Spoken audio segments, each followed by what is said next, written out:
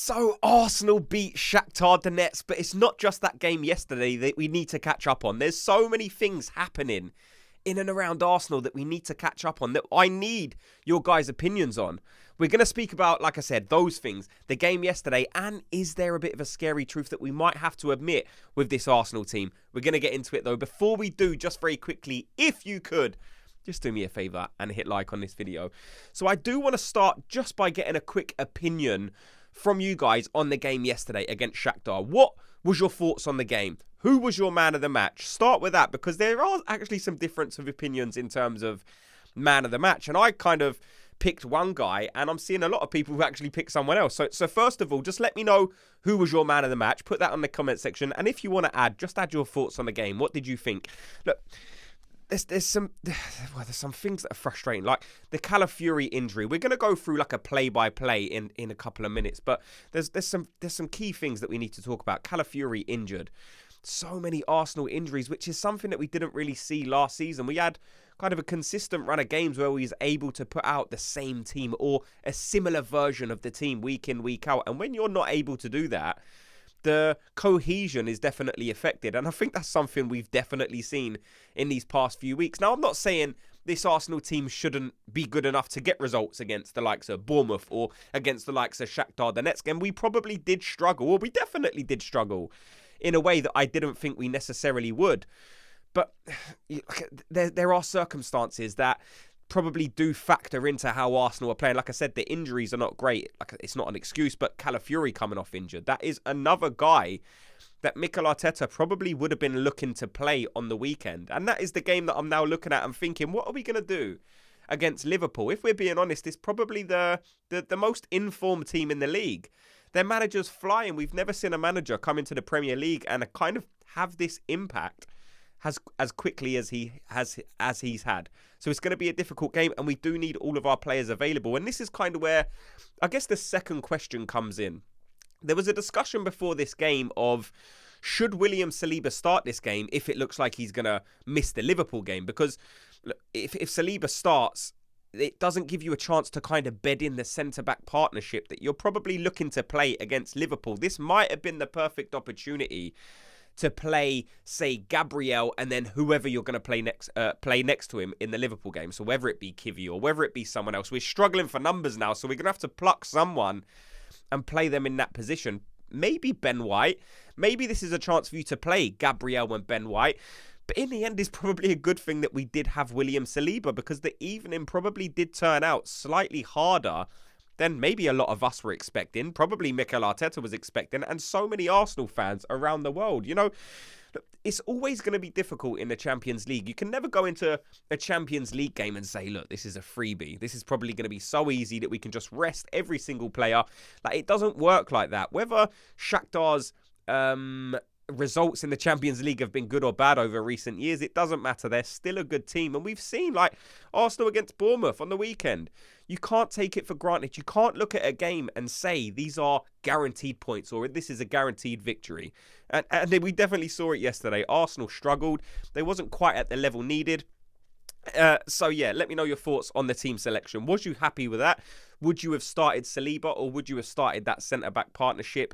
And other areas of the pitch as well. Would you have changed other personnel? Because look, Ethan Nwaneri must be sitting there thinking, when am I going to get my opportunity? Ethan Nwaneri is a guy we've spoke about so much on this channel, and I'm actually going to dedicate a video to it probably tomorrow or the next day, because there's definitely conversation we need to have about Ethan Nwaneri, but let me know your thoughts on it. So we're going to get into like a play-by-play of what happened in the game, and this is just a chance for us to speak about the main talking points, but it also gives you guys an insight on kind of how I see the game. I make little notes or talking points as I'm watching the football so that we can have some discussions on, because I want to get your guys' thoughts in it, not just on my thoughts though. I want to hear your guys' thoughts on the game. So if there's any moments in the game that you want my thoughts on, let me know in the comment section and we can speak about it.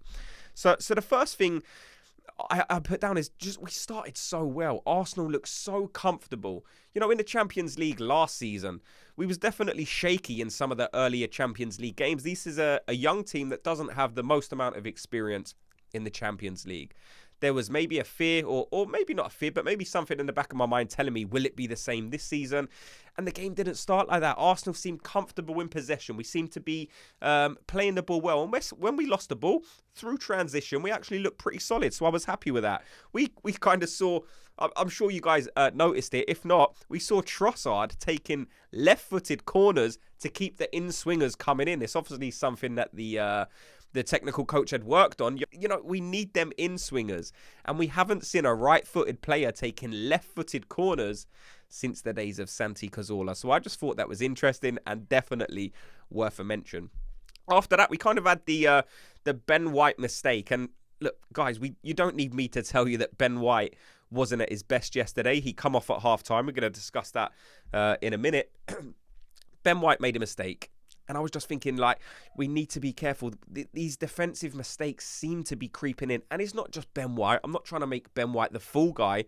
But defensively, these past few weeks, Arsenal have kind of been their own worst enemy. There's been opportunities created for the other team by Arsenal. And it's just something we need to eradicate going into these bigger games, like on the weekend against Liverpool. After that, we had the Trossard chance where Gabriel Martinelli whipped the ball in. And it was kind of a half chance. It was the perfect finish for a player like Olivier Giroud. You know how Olivier Giroud used to be able to just angle his foot, and it didn't matter what direction the ball come in from. Olivier Giroud always was able to angle his foot, and he's probably the best example of that I've ever seen. You know, where someone whips a ball in, and Giroud was just able to manufacture or place his foot in a position to get the perfect angle to score the goal. Trossard wasn't able to do that, but it kind of just reminded me, if we had an Olivier Giroud, who I don't want, by the way, but it just reminded me of that kind of chance for Trossard. And after that, we was creating chances. We was looking good for the first 30, 35 minutes, or even the first half. Arsenal looked brilliant. Martinelli was as sharp in this game as I've seen him probably for large parts of the season. I thought he was very, very good. And then we had the Martinelli goal. Well, I call it a Martinelli goal. It obviously went down as an own goal, but it was craftsmanship by Gabriel Martinelli. It was all his own doing. Probably something Mikel Arteta has been on him at. Like, create your own chances. You get yourselves in some good positions at times, but then you don't know what to do. You run out of ideas. If you get the opportunity, cut inside or outside and get your shot away or cross the ball in. And that's exactly what we saw with the Martinelli goal. He has the shot, hits the post, and it comes off the keeper. That happens sometimes. I would have liked it to go down as a Gabriel Martinelli goal, but either way, we know who crafted that opportunity, Gabriel Martinelli, and it was very, very nice. And then sort of half-time came around, and Ben White seemed to be hooked. Was it an injury? I thought at the time it could have been an injury, and then I'm thinking, who are we going to play in defence against Liverpool at the weekend? But after the game, Mikel Arteta come out and said, look, I had to pull him. He was on a yellow card, and he didn't want another game where we went down to 10 men. He probably knew at that point these Arsenal players are going to tire. There's a lot of football in these legs recently. We've been playing every 2 or 3 days, so he probably knew that the performance was going to drop off in the second half, and Arsenal probably are going to have to defend. He probably knew that, and that's why he couldn't risk Benny Blanco, because he's on a yellow card. All it takes is for someone to get past him, he pulls them by the shirt, and then he's off. Or a bit of petulance where he kicks the ball away, or he just can't take that risk. Understandable. I'm glad Ben White's not injured. And then we had like a Jesus chance, and then a Calafiori chance, and then you're starting to think, look, we're clearly the better team here. But if we don't start taking these chances, then we probably will struggle in the second half. And then you had the moment where Calafiori actually injured himself. And at the time, I've got to be honest, I was kind of frustrated with Calafiori because he lost the ball, which can happen. But then I kind of see him sitting on the floor, and I thought he was sulking. And I was thinking, what are you doing? You can't afford in this league or in this competition to, when you get dispossessed, sit on the floor and start sulking and pretending you're injured. So when I saw that, initially, I've got to be honest, I was thinking, what is he doing? We can't be having this. And I actually said to myself, he better be injured, because if not, I'm going to be fuming the fact that he's just sat down and let that attack happen. And then he went off for a minute, and then he come back on, and I'm thinking, so he's not even injured. He's just let them take that opportunity and pretended to be injured because he didn't get the foul. But then, like I said, he didn't come. He signaled like he had to come off. So fair enough. I can't be mad at Calafiori. He's injured. I hope it's not a long-term thing.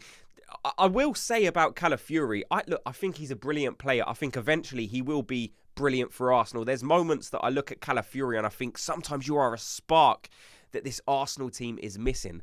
But I've got to be honest, there's times that Calafiori does stuff and it leaves me thinking a bit like, well, I'm worried. Like, if you lose the ball in this position by doing what you're doing, then you're encouraging the opposition to attack Arsenal. So there are times where I'm thinking that is such a good thing to have. But at other times I'm thinking you need to pick your moments a little bit better, just so you don't, like I said, encourage the opposition to take the ball off you, and then all of a sudden we're left in a vulnerable position. And I actually want to get your guys' thoughts on Calafiori. What are your thoughts? Do you see it the same as me, or do you think this is a player that just plays this way? This is the way that Calafiori plays, and you're happy with it? Let me know in the comment section. Another thing I kind of thought was interesting is we obviously saw Lewis Skelly come on over Zinchenko. What must Zinchenko be thinking? Like, it's great. Like I said, 2 years ago, Zinchenko was the main man. Like him, Jesus, they come into Arsenal and transformed this whole Arsenal team. They was the catalyst. They was the beginning of what we're seeing now. And now 2 seasons later, they're not, like, he's not even good enough to get a sniff over a 17-year-old kid coming through and trying to make a mark on this Arsenal first team. I just thought that was interesting. And what does that mean for Zinchenko? Does that mean we've seen the end of Zinchenko now? Does that mean Zinchenko needs to be sold in the January transfer window or next summer? It's definitely interesting and something that I want to get your guys' thoughts on. What do we do with Zinchenko? Let me know. After that, like I said, the Trossard penalty. I don't know why Kai Havertz wasn't the man putting his hand up to take that penalty. I mean, maybe he was and Trossard just said, no, this is my one. I don't, like, Jesus was the captain, wasn't he? So why didn't Jesus take the ball and give it to Havertz? Was it pre-planned? I would find it kind of hard to believe that it was pre-planned, because in my opinion, Trossard probably is the best finisher when you're given a chance one-on-one or with a strike against the goalkeeper. Trossard is very, very clinical. But Kai Havertz is a brilliant penalty taker. We've seen it at Arsenal. We've seen it in previous clubs. Kai Havertz is a very good penalty taker. So I was just very confused. And when Trossard stood up, I'm obviously feeling optimistic and hopeful. But when he doesn't bury it, you do think, like, why has that decision been made? Who made that decision? Why is Kai Havertz, the Arsenal striker, not taking the ball and saying, this is me, you guys take a rest, the ball's going in, we're going to make it 2-0, we're going to wrap this up. And when Trossard does miss, it's a poor penalty, and that, of course, gives Shakhtar some momentum in the game. It gives them some encouragement from going to the possibility of being 2-0 to now being 1-0 when Arsenal were struggling to take their chances. You know, that was definitely a momentum shift in the game, I think. And then you come out for the second half, and all I've got here is not as sharp. We're definitely missing Saka and Odegaard. And you don't need just this game to tell you that. Like I said, we've seen it in recent weeks. The lack of creativity is definitely something that's quite apparent to me and a lot of Arsenal fans. And this is a place where I think Ethan Nwaneri should be able to shine. Like I said, we're going to speak about it in tomorrow's video. But to me, we're just lacking creativity. At times, we're playing a midfield three that doesn't really have the correct balance. Yeah, defensively, you're strong.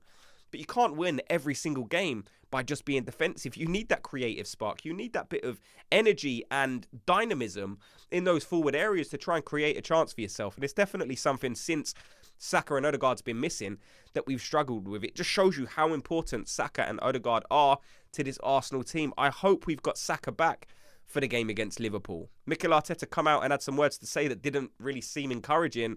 Hopefully that's just Mikel Arteta doing what Mikel Arteta does, because if we don't have Saka and we have all these players, Saliba, Timber, Calafiori, like everyone's missing, we're going to struggle against Liverpool at the weekend, and that's just the reality. So I hope, like I said, Saka's going to be available, because after that, the game was just dying out. The game's dying out. Shakhtar started to look dangerous. So at that point, you're probably thinking, you know, when we go 1-0 up early, I'm thinking, right, this could be a 3-0, 4-0. Nice result, bit of confidence going into the weekend. But at that point where the game's shifted and the momentum is Shakhtar's coming onto us quite a lot, I'm starting to think, boys, wrap this up. I'll take the 1-0 at this point. And when it gets to that point in the game, you know you're struggling. You know you're probably not performing at your highest level. And I think in that second half, that's definitely something that we saw. And then after that, the last note I made on the game is, you know, the rest of the game was harder than it should have been. Arsenal should have wrapped it up early. And that goes off what I was saying. You need to take your early chances. If not, then you leave yourself open to have that dodgy 10 minutes that everyone hates. That's the worst 10 minutes when you know you should win a game, when you know it should be wrapped up. You've been dominating. But the last 10 minutes, the opposition always fancy their chances. They're thinking, look, we've got 10 minutes left. We may as well just go for it. We've got nothing to lose. We're already losing 1-0. That is a dangerous position to be in. And we see it season after season with team against team. Like, it always happens. A team could be dominating for 80 minutes. And then in the last 10 minutes, the other team kind of gets some encouragement and say, look, we've got 10 minutes left. We've got nothing to lose. Let's just go for it. And that's exactly what Shakhtar Donetsk done.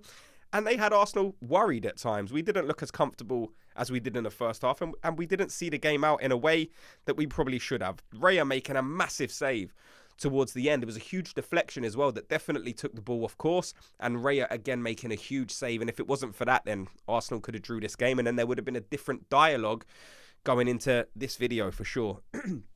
After that, it's just saying like, it's just what the title's saying. Is there a truth we need to admit? Let me know. Like I said, let me know your guys' thoughts. Are Arsenal worse than we are last season? Like, what's happening? Is it just the fact that we've got injuries? Like, it could just be that. That could be the answer. It could just be Arsenal have got injuries. When all the players are back, we'll go back to being good. That's one way of looking at it. Another way is we've had hard games to start the season. Now, you can't say that for the whole... Like, they're always going to be hard games. Everyone in this league is a hard game. But Arsenal have had a particularly difficult start to the season. I think early on we was grinding through it and we was pulling out some results that was actually very impressive. But the past few weeks, I think we're definitely struggling more than I would like. Like, it's difficult out there. You're going to watch games now and you're thinking, like, we should be beating these, but then you don't know what's going to turn up. You don't know how the midfield's going to look. You don't know how shaky the defence is going to look. You don't know if anyone is going to make a silly mistake and get sent off. It's not a nice... Look, it's certainly not yet a toxic environment. You're seeing the usual suspects out there putting negative videos and negative feedback and blaming the manager. And that's just not my approach. I'm seeing a lot of people saying, look, it's the manager. We need to get rid of the manager. Whilst we've got this manager, we're never going to improve. And that's not the way that I look at things. I would never look for someone to blame.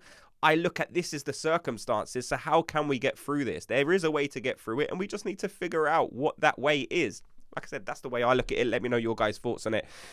Thanks so much to everyone for watching and listening. Like I said, thank you for bearing with me with these videos. As you can hear, I'm so ill, but I had to get back in the studio today to make another video, and I will continue to now do these daily Arsenal videos. Like I said, thanks so much to everyone for watching and listening. Before you go, if you could just do me a favor, hit like on this video, just like it and subscribe, and I'll speak to you all in tomorrow's video. Gooners, have a good day.